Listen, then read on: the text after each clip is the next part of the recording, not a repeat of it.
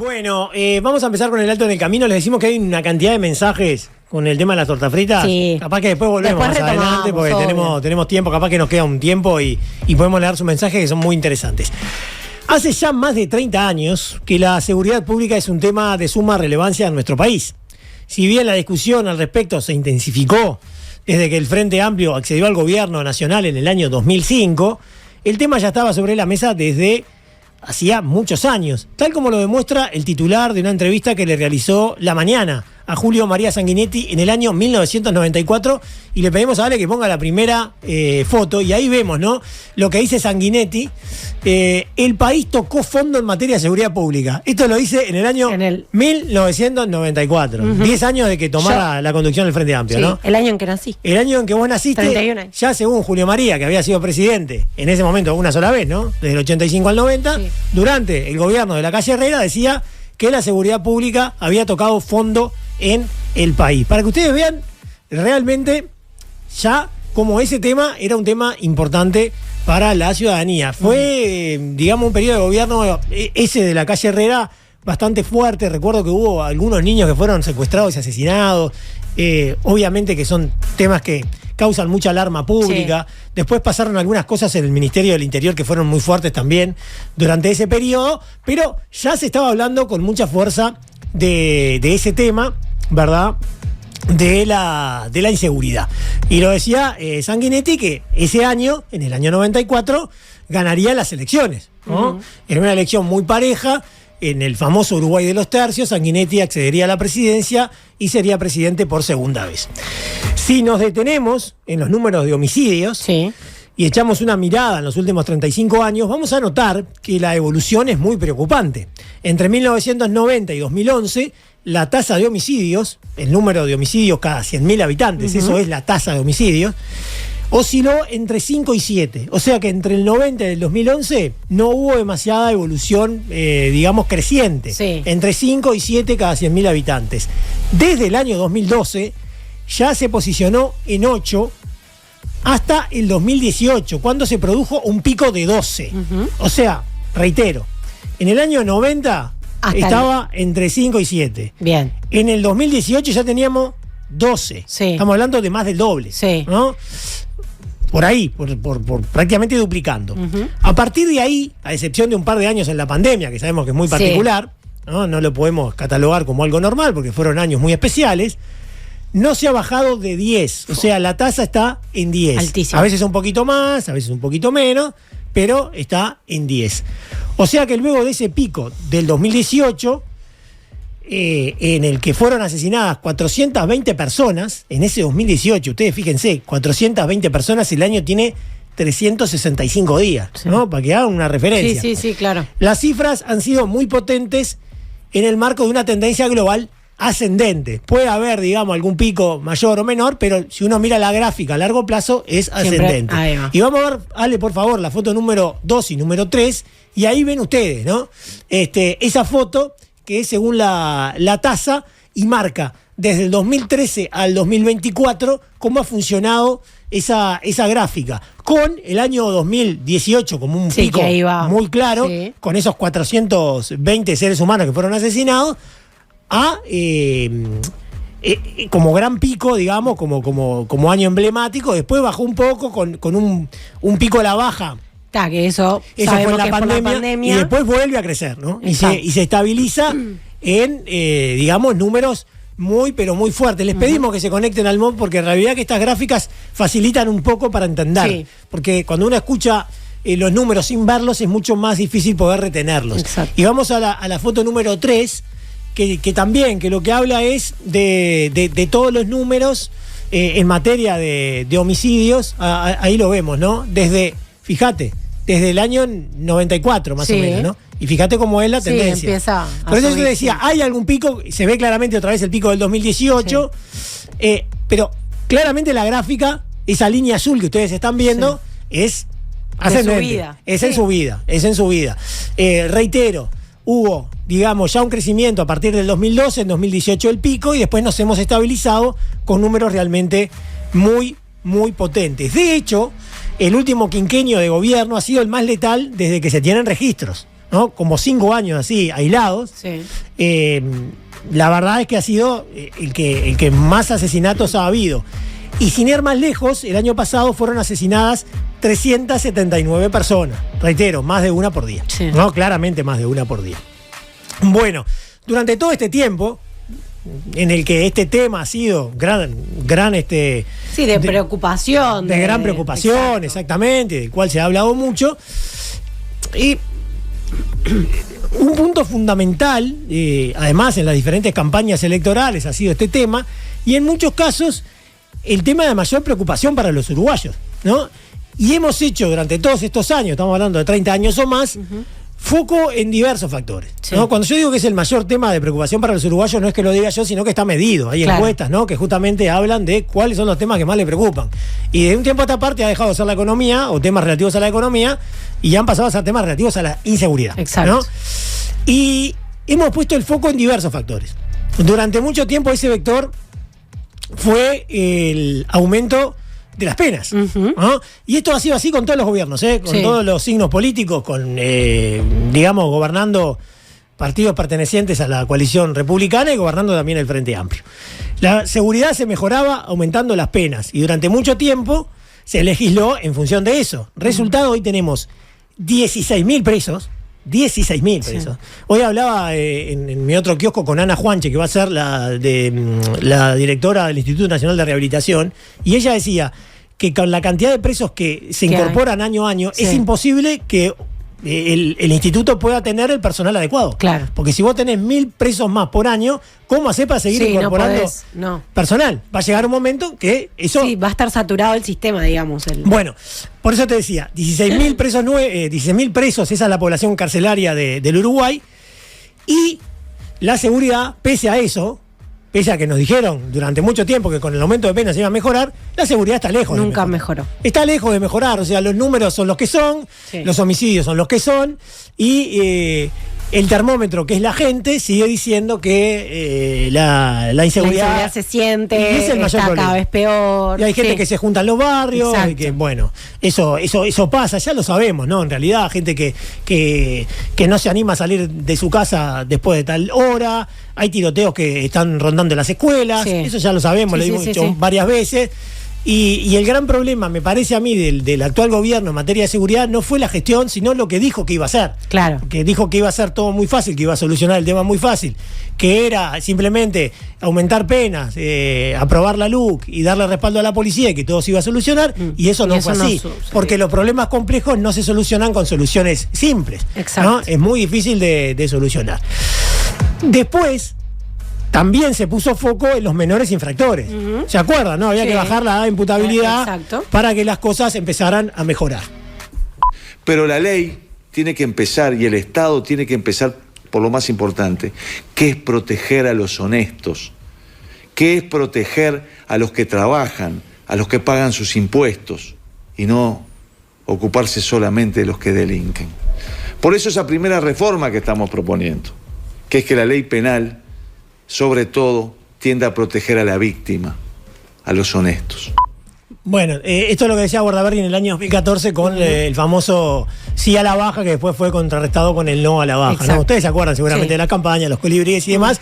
Todo es muy sencillo, simplemente que la ley proteja a los honestos. Con eso se solucionaba. No funciona así. Lamentablemente no funciona así. También se habló de militarizar a la policía. Otra propuesta es la creación de una segunda fuerza que ayude a la policía.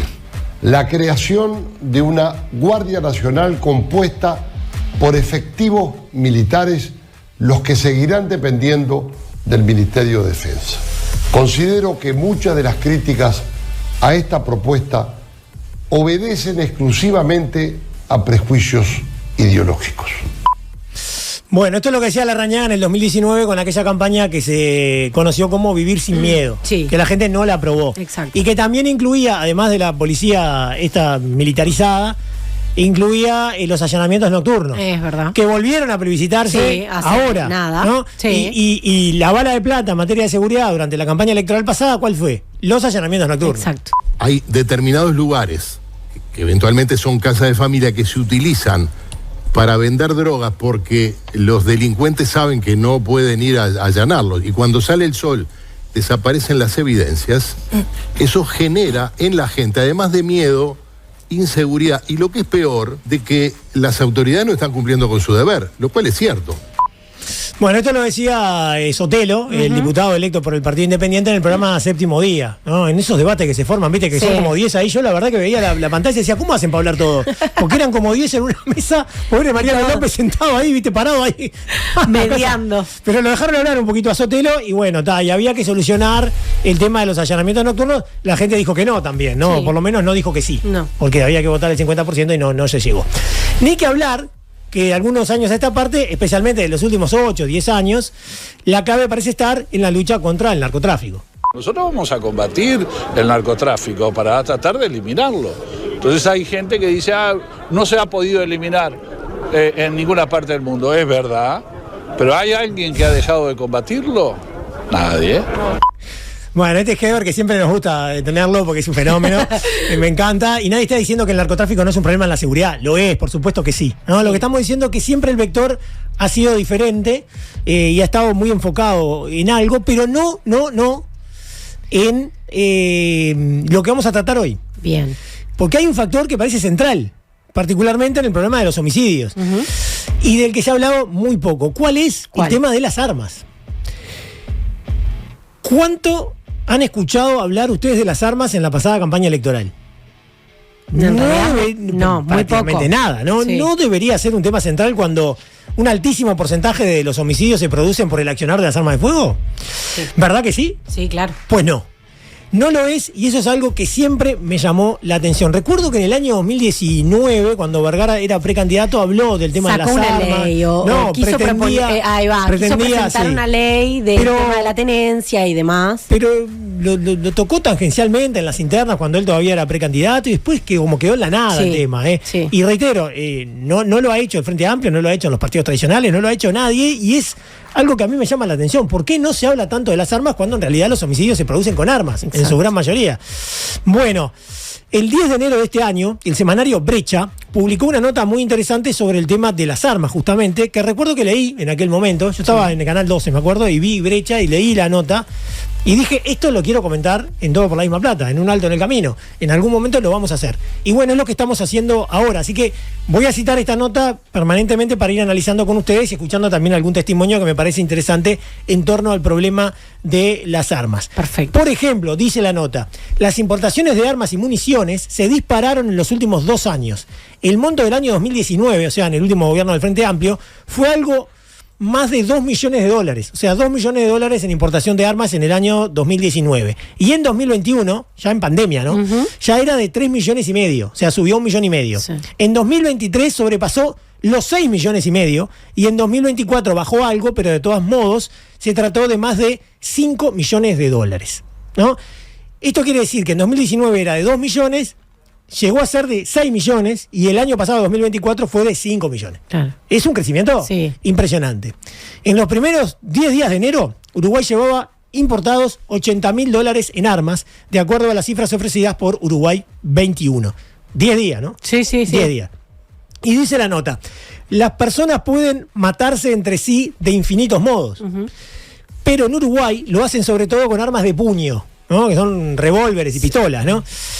Al comparar con las cifras, el promedio del periodo anterior era de $418.000 anuales y el de los últimos 5 es de 548.000. Esto es digamos, lo que se gasta en armas de puño. Bien. ¿No? Creció. Sí. Sin embargo, lo que explica la mayor parte del crecimiento de las importaciones es la categoría de las municiones. Y esto es muy importante, porque sin balas no podés. Las armas no hacen daño. No sirven. Ojalá la gente tuviera las armas y no las balas, ¿no? Porque ahí no puedes hacer nada. Sí. Capaz que le puedes pegar con el arma. Sí, bueno, sí. Pero es otra cosa, ¿no? En la categoría municiones se pasó de gastar cerca de 1 millón en 2019 a 2.300.000 en 2024. Parate. Esto quiere decir que en 5 años más que se duplicó. Sí, claro. Claramente más que se duplicó. Por otra parte, el Servicio de Material y Armamento informó sobre el crecimiento de la cantidad de armas entre la población civil. En marzo de 2021, a pedido del senador Mario Vergara, se consignó que eran algo más de 605.000 y en septiembre del año pasado, de acuerdo al reporte de Ceres, ya eran 615.000. O sea que también, digamos, los civiles que tienen armas aumentaron, o las armas que están en poder de civiles, que no es lo mismo, ¿no? Exacto. Pero el gran problema acá, además de ese número, que ya es alto, y de esto vamos a hablar después, es que hay miles y miles y miles de armas que no están en los registros. Exacto. O sea, estos 615.000, sí. duplicalos. Sí, multiplicarlos por 2. Sí. ¿No? Y de eso vamos a hablar dentro de un ratito. Durante su primer año, el actual gobierno, el de Luis Lacalle Pou, cambió las reglas y amplió el límite de armas por persona, pasando de 3 a 8. Antes vos podías tener 3 armas y ahora podés tener un máximo de 8 armas, ¿no? Consultado por Brecha, el sociólogo Ignacio Salamano dijo que hay que entender que el paradigma del decreto es la proliferación de armas de fuego en el mercado legal. O sea, ¿qué busca el decreto? Que la gente pueda adquirir más armas legalmente, porque si no, quiere tener más y a qué recurre? Al mercado negro. Exacto. ¿No? Pero se pregunta, ¿por qué una persona tendría que tener 8 armas? Sí. Si le gustan, puede acogerse al marco legal de los coleccionistas. Exacto. Que deben cumplir otros requisitos de seguridad, seguramente más potentes, ¿no? Exacto. Por otra parte, en la ley anterior, aprobada en el año 2016, cuando todavía estaba el Frente Amplio, el arma robada no solo permanecía en el registro del propietario legal, sino que se descontaba del máximo de 3 permitidas. O sea que si vos tenías 3 armas, te robaban una, igual tenías 3. Claro. O sea, no podías tener otra más. No, claro. No, te la robaron, es tuya. Sí. Era una forma interesante de desincentivar los descuidos.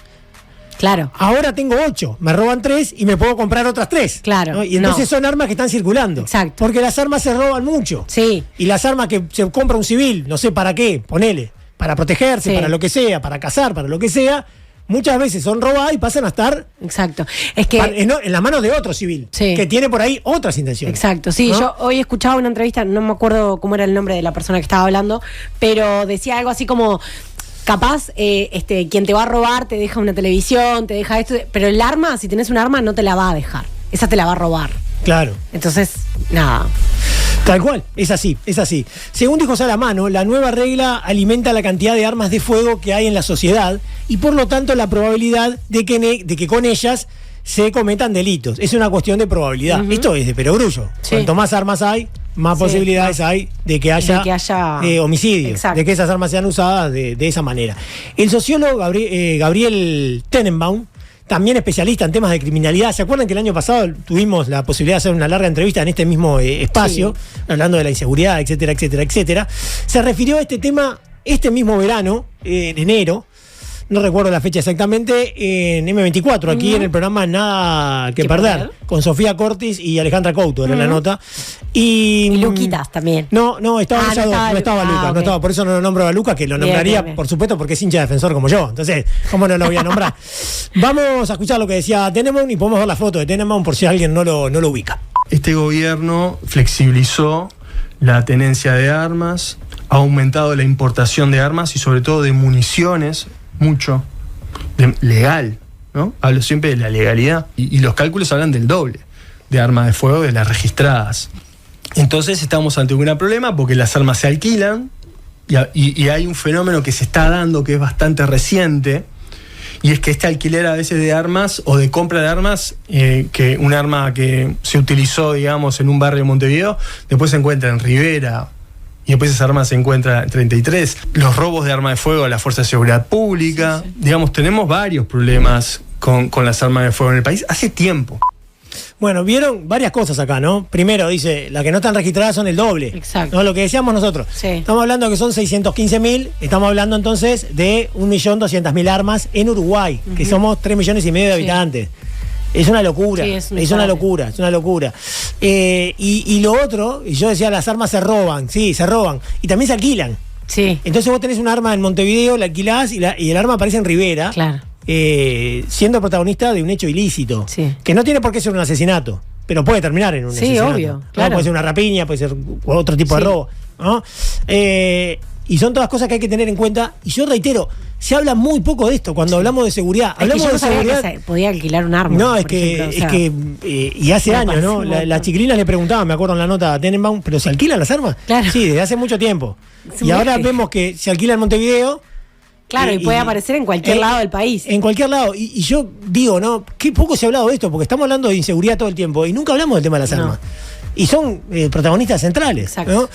¿No? Bueno, justamente vamos con los números de asesinatos cometidos con armas de fuego, de lo que también habla la nota de Brecha. Y fíjate, a ver, entre 2012 y 2022, o sea, una década, según un estudio del sociólogo Emiliano Rogido en su diagnóstico de los homicidios en Uruguay, después lo vamos a escuchar a Rogido, las armas de fuego son el instrumento por excelencia de los homicidios cometidos en el país. Fíjate, con ellas se cometen el 63% del total nacional y el 76% de los ocurridos en la capital, ¿no? Y lo vemos todos los días. Esto lo vemos todos los días. Cuando vemos en la página de Subrayado, montevideo.com, todos los días que hubo un asesinato en tal y cual lado, y no quiero nombrar ningún barrio, porque en todos los barrios hay, en algunos más que en otros, por supuesto, siempre vemos acribillado, a balazos, no sé qué. Esos son armas y esos son balas. Balas que están circulando como si fueran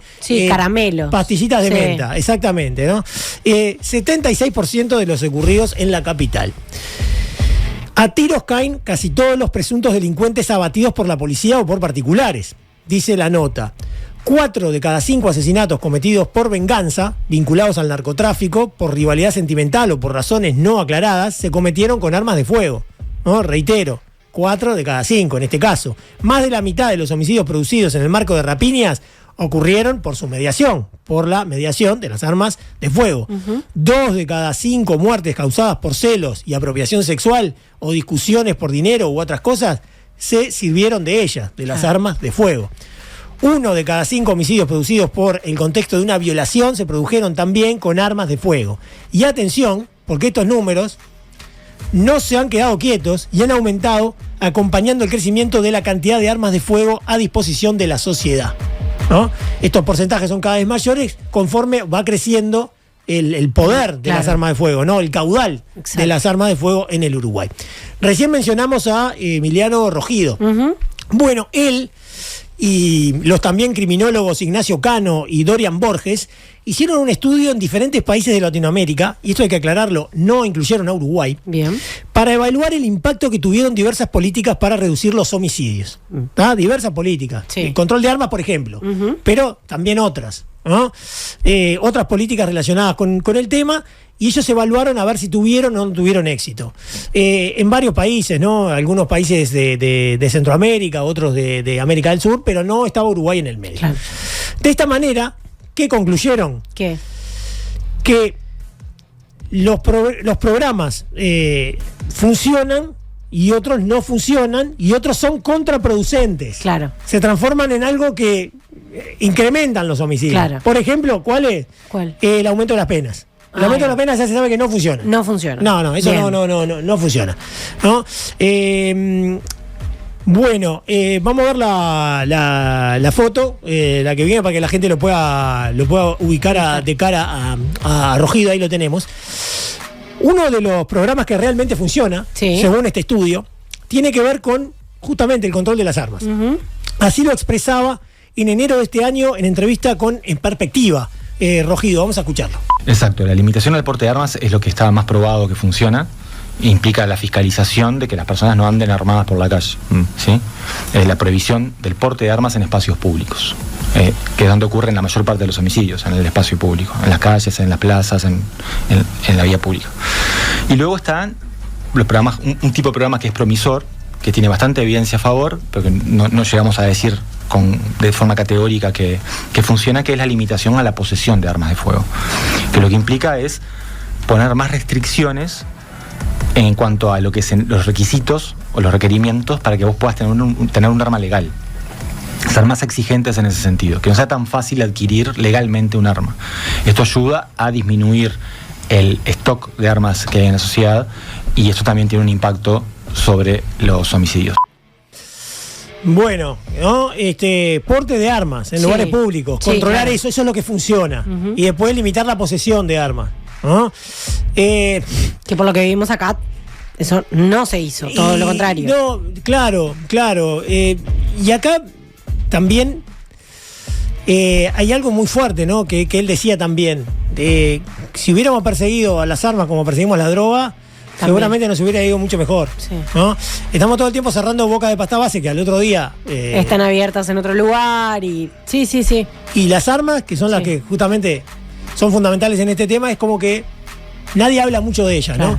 Seguramente alguien puede pensar que es injusto estar restringiendo las armas para aquellos que las adquieren legalmente cuando los delincuentes las consiguen en el mercado negro, sin problema.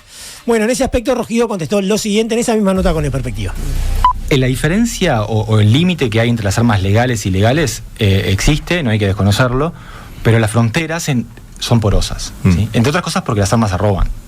Y además hay muchos estudios a nivel internacional que muestran que tener un arma en tu casa no te protege, sino que implica un riesgo para tu propia seguridad, para el que la tiene. Y porque si vos sacas un arma te van a matar, si pueden. Porque es una amenaza directa a la vida de quien está entrando a robar a tu casa, por poner una situación en particular. Entonces, la discusión política sobre este tema tiende a darse en términos de barricada entre armas sí y armas no. Lo que yo digo, lo que nosotros creemos, no en este estudio, pero lo hablamos en el diagnóstico de los homicidios en Uruguay, es que en el medio hay muchísimas cosas que se pueden hacer en términos de fiscalización de las armas de fuego, de registro de las armas de fuego, en fin, y de quitar las armas de fuego ante situaciones que son de alto riesgo, como por ejemplo los casos de violencia doméstica. Bueno, aunque vos tengas un arma legal, campeón, si estás denunciado por violencia doméstica la tenés que dejar en la comisaría hasta que esto se resuelva, porque implica un riesgo para las personas que habitan contigo. Situaciones como esta se tienen que prever y hay muchas intervenciones que podemos hacer en el ámbito de las armas sin prohibirlas totalmente. Bueno, sí, bueno, es lógico. Pero debería ser lógico. Pero ¿cuántas veces ves, por ejemplo, en este caso de la violencia doméstica, que el asesino mata a su víctima con un arma de fuego? Sí, exacto. ¿Ah? Sí. A veces puede ser que la apuñala, a veces que lo ahorca, lo que sea, pero muchas veces es con un arma de fuego, ¿no? Sí. Y después lo otro, que la gente piensa que va a estar más protegida con un arma, y es lógico muchas veces que piense así. ¿Por qué? Porque está sometida a una situación de estrés por la inseguridad que vive todos los días. Claro. Pero en realidad eso te pone en peligro. No funciona así. No. Porque vos tenés un arma, entra alguien en tu casa, sacás el arma y lo más probable es que te mate esa persona que entra a tu casa. Sí. Porque sabe usarla mejor, porque tiene más experiencia, porque sabe actuar bajo presión mucho mejor que vos. Claro. ¿No? Y esa arma que tuviste en realidad te termina perjudicando mucho más de lo que te ayuda. ¿No? Eso también hay que tenerlo muy en cuenta. Y lo otro, bueno, es lo que él decía, no se trata solo de armas no y armas sí, sino de buscar una política que realmente sea funcional. Claro. ¿No? Yo soy, si fuera por mí, armas no, absoluto, pero obvio. sé que eso no se va a lograr. No. Viste que es muy difícil conseguir eso. Entonces, nada, tratar de prestarle un poco más de atención al tema, porque me parece que no se ha hecho en el Uruguay, ¿no? No, y me parece, no sé, pensando ahora mientras hablaba, me parece como muy descabellado la cantidad de armas que se puede tener. No, sí, 8. O sea, ¿por qué? O sea, no me entra, capaz que soy demasiado ingenua, pero no me entra en la cabeza por qué motivo quisieras tener 8 armas. ¿Con qué objetivo? O sea, si es para coleccionar, ya tenés que estar en otra lista, digamos. Exacto, ahí va. Entonces es como que no sé. Bueno, de acuerdo a la opinión de Rogido, el control de las armas debería ser prioritario en cualquier estrategia pública para bajar los homicidios. Para mí debería ser prioridad absoluta de la política de seguridad en Uruguay hincarle el diente del tema de armas de fuego. Tenemos una situación terrible, se estima 1.200.000 armas de fuego en el país, es un arma por cada 3 uruguayos. Un disparate. Y no tenemos... Ojalá se persiguieran las armas como se persigue la droga, las bocas de pasta base. Si se persiguieran las armas como se persiguen las drogas, tendríamos mucho mejores resultados, porque lo que matan son las armas, mucho más que las drogas, en términos de homicidios, ¿no? Entonces, creo que hay que hacer un giro y dirigir esfuerzos que hoy están mal puestos en otro lado, incluso con los mismos recursos, hacia el tema de las armas de fuego y generar información. En Uruguay ni siquiera tenemos datos sobre armas de fuego válidos, confiables y útiles. No tenemos un buen registro y trazabilidad de las municiones. ¿Dijo un arma por cada 3? Sí, porque claro, son 1.200.000, somos 3.500.000. No, es un disparate. Es una locura, es una locura. De este tema se habla todo el tiempo en Estados Unidos, ¿viste? En Estados Unidos hay como una especie de oda a las armas y hay una discusión permanente sobre este tema. Después vemos que entra un loquito desquiciado en un shopping, a una escuela y mata a todo el mundo, ¿no? Pero tampoco se hace tanto hincapié en el tema, ¿viste? Claro. Capaz que la pena a los inmigrantes, pero en realidad por dónde vienen los homicidios, qué es lo que hace que los homicidios ocurran. Sí, y bueno, incluso, dice él, Rogido, el control de armas podría ser útil para reducir otro tipo de situaciones violentas, mucho más allá de los homicidios. Para mí, absolutamente prioritario. Para reducir los homicidios, que creo yo son el principal problema en materia de seguridad pública, porque es el delito que atenta contra la vida de las personas, nada más ni nada menos. Y también para reducir otras formas de violencia letal, que son muy importantes también en nuestro país, como los suicidios y los accidentes letales, ¿no? Entonces, las armas de fuego tienen un papel importante en todo esto. Es un temón, sí, la verdad que sí. La verdad que es un temón. Sí. Les recomiendo la nota de Brecha, que nosotros no la leímos todas. Esta nota salió el 10 de enero, dijiste, en Brecha, sí. no la leímos todas, simplemente la usamos como disparador para hablar de un tema que a mí siempre me interesó mucho y sobre todo me llamó mucho la atención de por qué no se habla. No, hay ¿no? súper, o sea, muy poca información en realidad. Poca información y no se le da relevancia. No se le da relevancia, ¿viste? Son los homicidios, bueno, es el narcotráfico, son los menores infractores, son las drogas, sí. También, pero ¿por qué no de este tema? Sí. Porque si pudiéramos lograr que hubiera menos armas, ¿no? o que por lo menos las armas no lleguen a donde no deberían llegar, bueno, la cosa sería diferente, ¿no? Claro, sí, más control. Hay que recordar que las armas se alquilan, que las armas se roban y que incluso se roban a la policía, ¿eh? Claro. Muchas veces se roban a la policía. Y un arma que es robada a la policía termina en la delincuencia. Sí. Y esa arma termina después perpetrando homicidios. Entonces, ahí tenemos un problema grave que me parece que no le hemos hincado el diente. Como se necesita. Y sí, me parece que hay que pensarlo un poquito más. Sí. Ese tema que no va a ser lo único que soluciona el tema de la seguridad. No, sin duda. La hay seguridad un montón, tiene pero mil causas. En base al porcentaje de la violencia y de cómo es que se efectúa o con qué se efectúa, hay un porcentaje altísimo que implica armas de fuego. Entonces, por supuesto. Primero la educación, la fragmentación social, el tema carcelario, que es fundamental. Si no le hincas el diente a ese tema, no tenés chance de mejorar la seguridad, ¿no? Por supuesto que la penetración del narcotráfico es fundamental, ¿no? La policía, hay una cantidad de temas. Pero de todos esos temas, en determinado momento se habla, ¿viste? Se habla bastante. De las armas pero nunca. De esto no. Es raro, ¿no? Bueno, dice Nacho, eso que decías acerca de las balas, lo comentaban en la película Bowling for Columbine, de Michael Moore. Él logró que ya no se vendan más balas en los Walmart. Claro, vos fíjate, los Walmart son como un supermercado, ¿viste? Que vos vas y te compras unos lentes negros y están las balas. Es un disparate. No, ¿viste? Es una cosa que vos decís. Es una cosa de loco. Lo de las municiones, que ya dijimos cómo habían crecido en poco tiempo, ¿no? Se habían duplicado digamos, el flujo de municiones siendo la registrada. Después está toda la parte que no está registrada, es como la punta del iceberg nada más, ¿no? Le mandamos también un saludo a Emilio. Dice este mensaje de Adrián, falta Andrés para hacer chistes de doble sentido sobre la pistola, dice. Bueno, sí, puede ser. Es verdad. Le mandamos un saludo a Andrés. Acá en Connecticut, cuando un hombre tiene denuncia de violencia doméstica, le sacan el arma o las armas hasta que se aclara el problema. No sé cómo es en los otros estados. Otra cosa, en este estado tenés que hacer un curso para aprender a manejar el arma con seguridad, y para tener arma legalmente hay que ser ciudadano de Estados Unidos. Bueno, acá también igual, para toda la parte legal del arma tenés que tener el curso del polígono de tiro. Exacto, pero me parece que debería ser mucho más potente el requisito, ¿no? Claro. Debería ser mucho más potente. Sí. Me parece a mí, ¿no?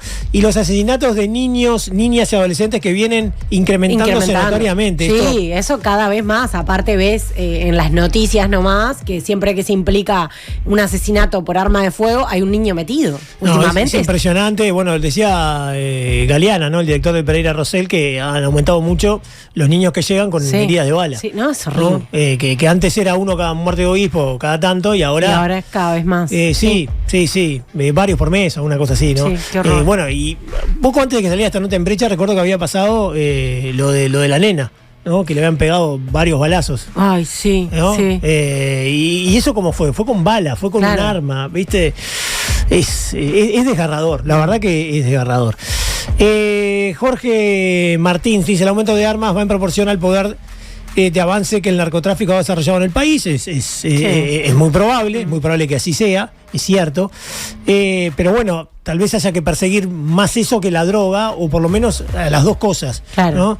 En Estados Unidos no se prohíben las armas en muchos estados porque es un gran negocio, igual que el narcotráfico. Y bueno, sí, obvio, es un negocio, claro. Bueno, eso es también muy interesante, ¿no? Sí. Eso también es muy interesante. Dice Daniel, yo tuve una escopeta calibre 12 de repetición luego de destrozar un bloque con 2 tiros y que no puedo tener esto más cuando empezaron a nacer mis hijos. No entendí mucho el mensaje. A ver si lo podemos leer de nuevo. Yo tuve una escopeta calibre 12 de repetición. Y acá creo que va un punto. Luego de destrozar un bloque con 2 tiros, se dio cuenta de que no puedo tener esto. Más cuando empezaron a nacer mis hijos. Creo que va por ahí. Sí. No está muy bien explicado, pero creo que va por ahí. Y bueno, son máquinas de matar, sirven para eso, ¿no? Sí. Y la cantidad de accidentes, lo decía Rogido. Eso, accidentes porque encuentran armas. El los niño que gurises. encuentra el pin. No, es horrible. Los suicidios también. Sí, bueno, sí. ¿Cuántas vidas se hubieran salvado si esa persona que tomó esa determinación no tenía en el acceso no a un tenía arma? el arma? Exacto. No tenía el arma. Sí. Dice Gordillo, a no olvidar que aquí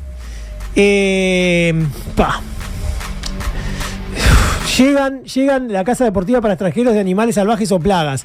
Ahora mi consulta, ¿quién controla eso? A los extranjeros, las armas, los permisos, etcétera. Bueno, es un tema también que hay que estudiarlo. La industria armamentista mueve la economía desde siempre, dice. Como no hay tantas guerras, de alguna forma tiene que seguir creciendo, así que te convencen de que las necesitas. Exacto. Dice, bueno, y sí. Guille dice, muy bueno Santi, si bien es cierto que restringir el acceso a las armas debe ayudar a evitar muertes a causa de ellas, habría que estudiar el caso Canadá, un país donde existen más armas por habitante que en Estados Unidos, pero sin embargo tiene una tasa de homicidios por armas de fuego muy menor. Exacto. Es verdad, exacto. es cierto. Sí. Son todas Yo cosas creo que eso tiene que ver con la educación, supongo. Sin duda, son países muy diferentes, sociedades muy diferentes, ¿no? Exacto. Yo sé que en otros estados es muy fácil comprar armas legalmente. Es según el estado también, esto lo dice desde Connecticut. Bueno, este mensaje, a ver si está. Liber, tremenda columna, Santi. Es terrible la falta de discusión seria y con evidencia científica sobre el tema de seguridad a nivel político. Exacto. Bueno, esto lo que está diciendo Liber, yo ya te dejo porque sé que tenés algún mensaje por ahí. Es clave, ¿no? Y lo dicen todos los criminólogos que uno escucha, ya sea Rogido, ya sea Tenenbaum, todos dicen que hay como una especie de divorcio entre la política y la academia. ¿No? Y entonces, bueno, estamos basándonos para solucionar los temas de seguridad en la política. Y ese es un problema. Es como si cuando tuvimos el problema del COVID, hubiéramos desterrado a la ciencia y hubiera solamente actuado la política. ¿Qué hicieron los políticos con buen tino?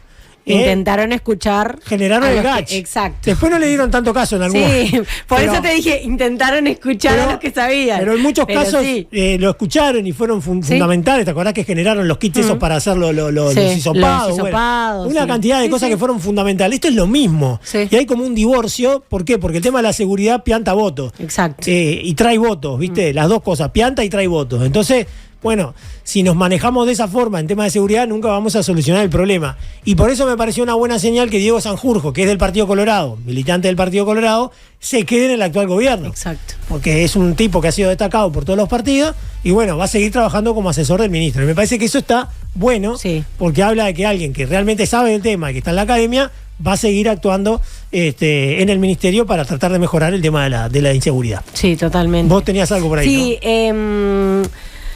Acá Rodolfo pone, una cuestión importante sería responder, si lográs bajar el índice de tenencia, ¿bajarían los homicidios y la violencia? Y ahí, eso no, en realidad, o sea, aparentemente en principio parecería que sí. Bueno, según este informe que hizo Rogido en otros países, eso funcionó. Exacto. Eso funcionó. Sí. Hay que ver si funciona acá también. Eso, yo había escuchado a Rogido que decía como que tampoco es una ¿cómo se dice? Como una fórmula que se pueda aplicar en todo, porque bueno, la sociedad de todos los países son es diferente, se actúa de diferentes formas. Pero yo lo que digo, el punto mío es tratar de hablar del tema. Claro, porque es como que se ponga en la mesa. Es un tema que no existe, ¿no? Los intentos de autoeliminación, no se habla de las armas de fuego porque sencillamente cuando tenés un arma de fuego dejan de ser intentos, sencillamente es un suicidio. Claro. Pero el que tiene un intento de autoeliminación previo, nadie prevé que haya un arma en la casa, No, dice. Esto exacto. es interesante también. Las armas legales deben ser las que tienen los policías, el ejército, algún club de tiro y los guardias de seguridad. El resto debe estar todo ilegal. Mayoritariamente porque a nadie le dan las bolas para hacer el trámite, como tantas cosas en nuestro país. Esto Bueno, lo dice Adrián. De lo relevado con respecto a los niños, esto va para otro lado. Dice Leti, mi tío era policía y se voló un cacho de dedo limpiando su arma de reglamento. Son un peligro, pero va en la validez que cada persona le da a la vida. Sí, también. Javier dice que le gustó el informe, está de más decirlo, siempre es así. Y excelente el mensaje de que si se controla la venta de balas, se controla el uso indebido de las armas. Esto es fundamental, el tema de las municiones. Sí, claro. Las municiones. Le gustó también la columna a Pablo. Yo tengo una pistola de CO2, disculpen si lo dije mal, pero No, la verdad está es que bien. no sé. Sí, claro. Esto es aire comprimido, Sí. gracias Beto. Quiero solo para disuadir y asustar, ya que se metieron 2 veces a robar en casa. Pero no estoy a favor de las armas de fuego. Esas no, dice. Eddie, en Canadá, no hay que salir a robar para comer. Sí hay una de las grandes diferencias. Pero en Estados Unidos tampoco. No, en bueno, realidad. sí, no, está. Sí, Pasa que hay un alto porcentaje. pero las muertes por homicidios no se dan por gente que sale a robar para comer, me parece, en Estados Unidos, Sí, ¿no? no Cuando sé. vos ves que entra un loquito Sí, en una no, escuela. claro, sí. Ahí hay un puede tema también pasar de salud también. mental. Sí, pero digo, hay. ¿Entendés? Exacto, sí. Me sorprende que en el informativo, cuando pasa algo, saben los nombres, apodos y datos de todos los que venden droga en los barrios y no se hace nada. Lamentablemente tuvo que pasarlo de un policía para que allanaran uno de esos lugares y capturaran 10 armas Glock. Sí. Las armas Glock son de la policía generalmente, ¿no? Y un fusil de asalto. Me queda en la cabeza cuántas personas han sufrido a causa de esas armas por demorar en darles captura. Victoria dice, hola gente, buenas tardes. Tremenda columna, creo que deberían hacer evaluaciones y pericias psiquiátricas y psicológicas previo a tener un arma, Bueno. aunque sea de colección o por seguridad. Sin dudas no deja de ser un negocio como el narcotráfico. Exacto. Si no, recuerden que hay otros actores metidos ahí, entre ellos la iglesia. Bueno, Se sale supone peor. que eso se hace igual. Se supone que sí. Que las se supone pericias que sí. psicológicas se hacen, exacto. Buenas, dice este mensaje de Ale. Vivo con mi hijo en Ocean Park. Bueno, tenés suerte, Sí, porque es un lugar espectacular. hermoso. No estaba de acuerdo con la tenencia de armas de los civiles hasta que me entraron 2 veces con nosotros adentro de casa. Hice todos los trámites y tengo una. De la cárcel salgo, del cementerio no. Claro. Bueno, el tema es que si vos tenés un arma, la sacás, puede que la persona que entra en tu casa, Ale, también tenga un arma. Exacto. Y eso termine siendo Sí. todavía peor, ¿no? Sí. Pero y capaz Sí, que más exacto, experta todavía y eso. sobre todo que sepa manejar más la presión en momentos de ese tipo, porque No, y que no claro, le importe, que no le importe, que no exacto, tenga ningún no. tipo de moral en ese sentido, ¿no? Es increíble como para los partidos políticos conservadores que la marihuana sea legal incita al consumo, pero que las armas sean legales no incita a su uso, dice este mensaje, Bueno, ¿no? eso también había escuchado como una pregunta eso, ¿no? Que cómo, por ejemplo, el tema de legalizar ciertas drogas supuestamente hace que, bueno, que el consumo sea más regulado y qué sé yo, y bla, bla, bla. Y cómo el tema de las armas no va por el mismo cauce, digamos. Y bueno, lo que pasa que yo creo que la clave no sería prohibir las armas, sino controlar mucho más su... Exacto. Sí. El uso, Su la expendio, tenencia. su expendio, la exacto. tenencia, el porte y bueno, sí. Sí. Me parece que pasa por ahí. No creo que la prohibición termine siendo positiva. No. Alberto Scavarelli también pasó desde el gobierno de Valle al gobierno de Tabaré en la comisión de drogas. Era director y se pasó para el frente. Dicho por lo que... agradeció el llamado de Tabaré, pues tuvo más herramientas para trabajar. Bueno, esto se refiere a lo que yo comentaba de Sanjurjo, ¿no? Me parece Claro. que haya ese tipo de crossover, no sé si es la palabra adecuada, para mí es fundamental. Es. En todos los gobiernos. Enriquece ¿no? todo, claro. Pero por supuesto, en todos los gobiernos. Muy bueno el informe, totalmente de acuerdo. Contrabando de armas no se persigue, bueno, eso hay que hincarle el diente también. Hacer campaña de conciencia como la cajilla de cigarros, hacer campaña en un eventual escalante aumento de penas, favorecer con muchos años de penas a pequeños vendedores y multiplicar aumento de penas a grandes proveedores, dice este mensaje de Jorge. Supongo que no es parte de la discusión política, entre otras cosas, porque no sabemos cómo se financian las campañas políticas. Subir el número de armas por persona no me lo pidió la fábrica de chicles, dice Claro. este mensaje que bueno, que es No tenemos el nombre. 1261. 1261. También hay un lobby ahí de los coleccionistas, de los cazadores y demás.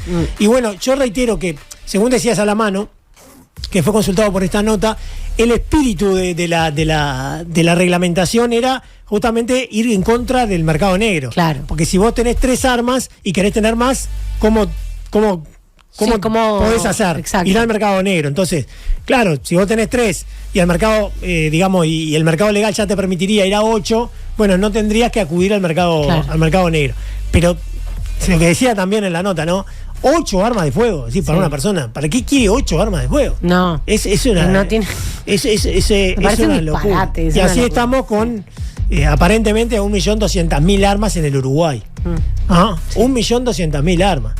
Es un disparate. Un disparate, y vemos asesinatos todos los días, accidentes todos los días, suicidios todos los días, y las armas como grandes protagonistas. Me parece que es un tema que se debería hablar mucho más y que debería ser, digamos, una prioridad para el próximo gobierno, ¿no? Para la próxima administración. Tratar de controlar mucho mejor ese tema para ver si podemos mejorar un poco los índices de homicidios, entre otras cosas, ¿no? Totalmente. Bueno, hay una cantidad de mensajes más que no puedo leer ahora, pero son las 15:27. Sí. Hay que hacer una tanda, creo que nos quedan 3 tandas todavía, ¿no? Bueno, metemos 2 pegadas y después ya volvemos con más. Somos todo por la misma plata. Con Andrés Reyes, Belén Zorrilla, Santiago Díaz y Joana Gani.